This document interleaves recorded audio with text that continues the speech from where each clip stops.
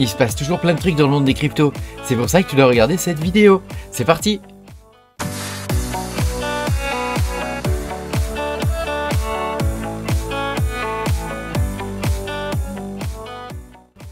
Bonjour les amis, je suis très content de vous retrouver aujourd'hui pour cette nouvelle vidéo où on va regarder tout ce qui s'est passé pendant cette dernière semaine là. Ça peut être pas mal pour vous qui étiez en vacances par exemple. Voilà, pensez à mettre un petit pouce bleu puis à vous abonner à la chaîne si vous n'êtes pas abonné. Je vous rappelle que vous pouvez me soutenir en cliquant sur le bouton rejoindre sous la vidéo. Vous aurez mes vidéos en avance. Alors, on va pouvoir commencer. Déjà, bon retour pour ceux qui reviennent de vacances. Pour ceux qui partent, vous avez bien de la chance. Moi, ça y est, les vacances sont terminées. J'ai repris le boulot hier. Donc, petite larme. Prochaines vacances à Noël. Alors, on y va avec les indicateurs. Vous connaissez la chanson. On y va avec les indicateurs. Donc, comme on peut voir ici, au niveau du DXY, donc c'est le dollar index, on est toujours dans le range. Voilà, on note quand même que y a une tendance quand même légèrement baissière sur le DXY. Donc ça, c'est pas très bon pour nous. Enfin non, c'est plutôt bon pour nous, pardon, je me trompe, je pensais au SP500. Voilà, et ça c'est le SP500, donc il y a toujours une tendance haussière. Voilà, on est toujours dans un range qui monte, je sais plus comment ça s'appelle, ça on me l'avait dit. Moi je suis pas trader, donc je vous donne ça à titre indicatif.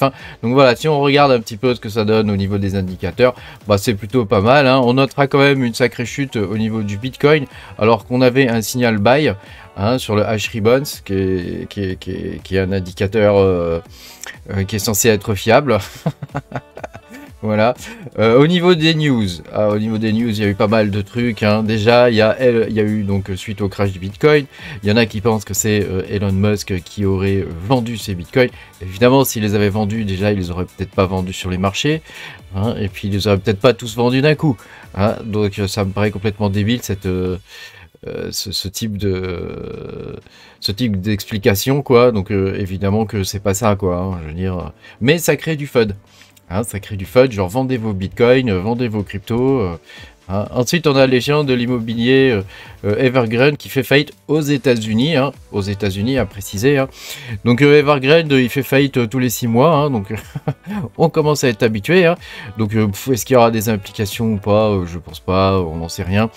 Après, tu vois, déjà en 2021, il faisait faillite, il a fait faillite aussi en 2022.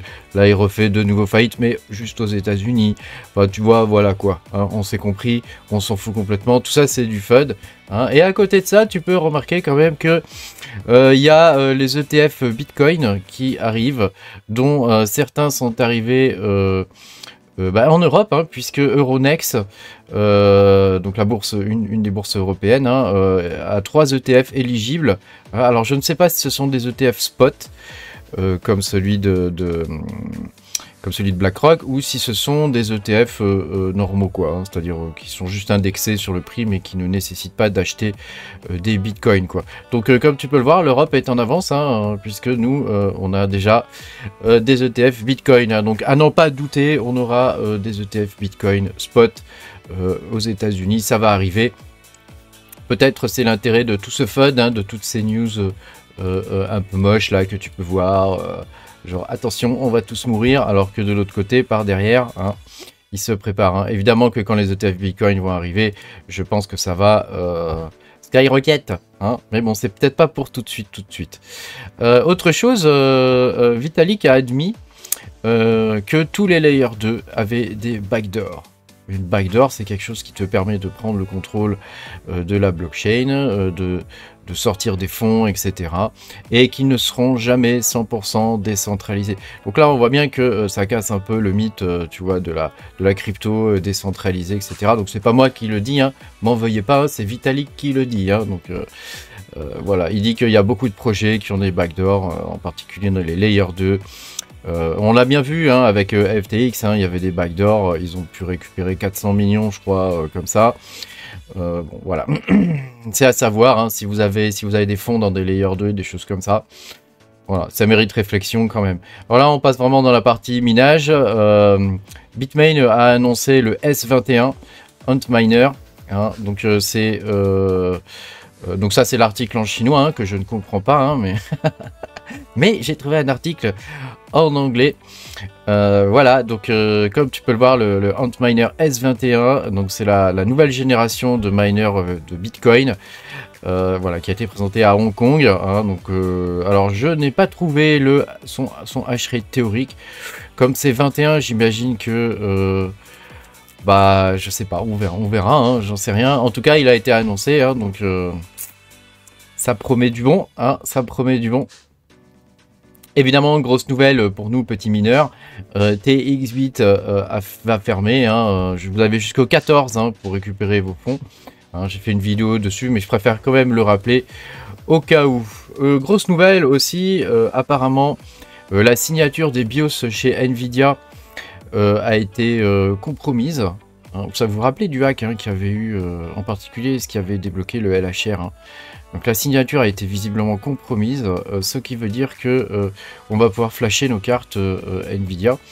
Alors bon, tout ça, ça arrive un peu dans un climat où les ventes de cartes graphiques ont du mal à se faire.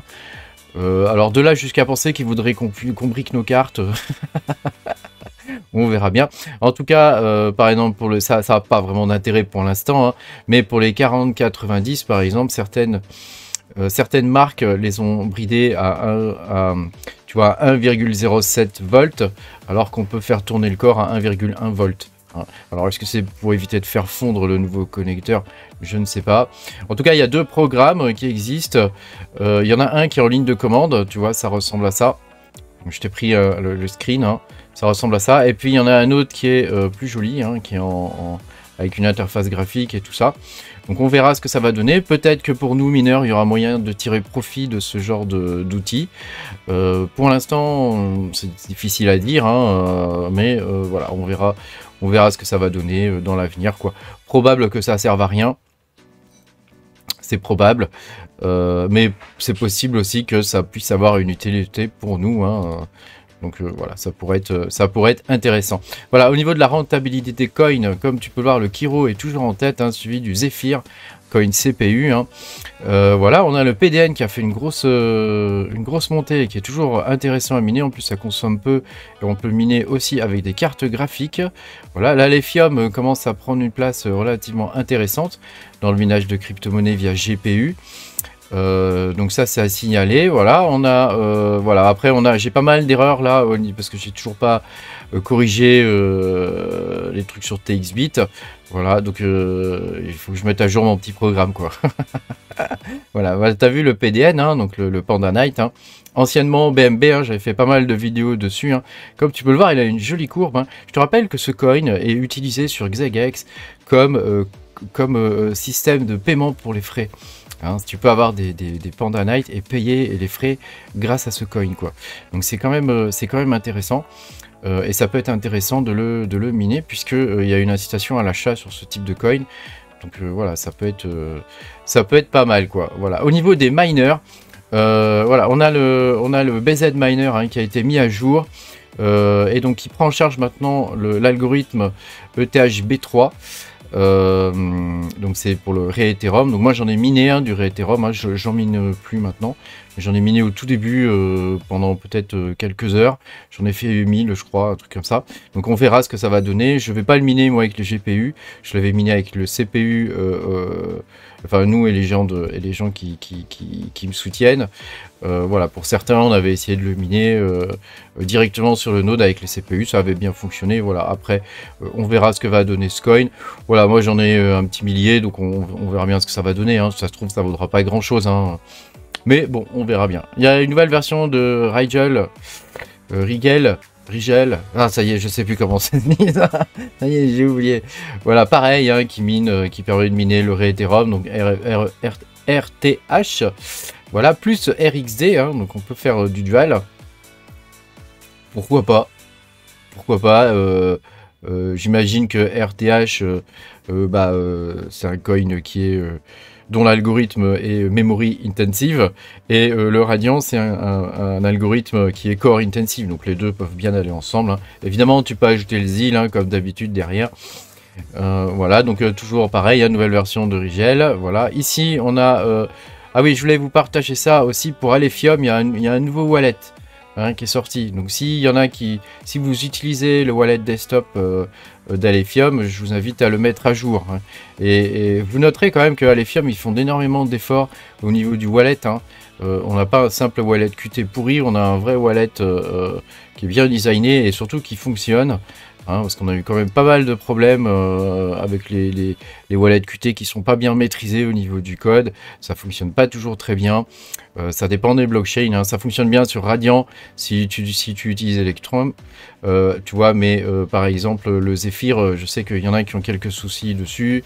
Tu vois, voilà, là, il faut quand même saluer l'effort qui est fait par la team d'Alephium là-dessus.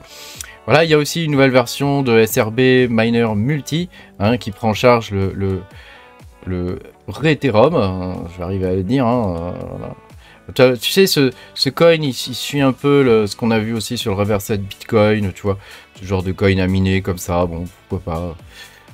Voilà, moi je l'ai miné au tout début, tu sais que j'aime bien miner les coins au début, mais après, voilà, je vais pas forcément le suivre ce coin là, je suis pas un grand fou je suis pas un grand fou de ce genre de coin. Voilà, il y a 1.0 Miner qui a été mis à jour. Comme tu le sais peut-être, il y a eu des soucis sur le réseau d'Inex.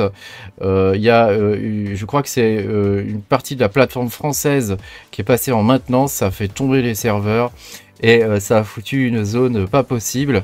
Je crois qu'ils ont dû faire une restauration. Donc bon, voilà, j'espère qu'ils n'étaient pas chez OVH.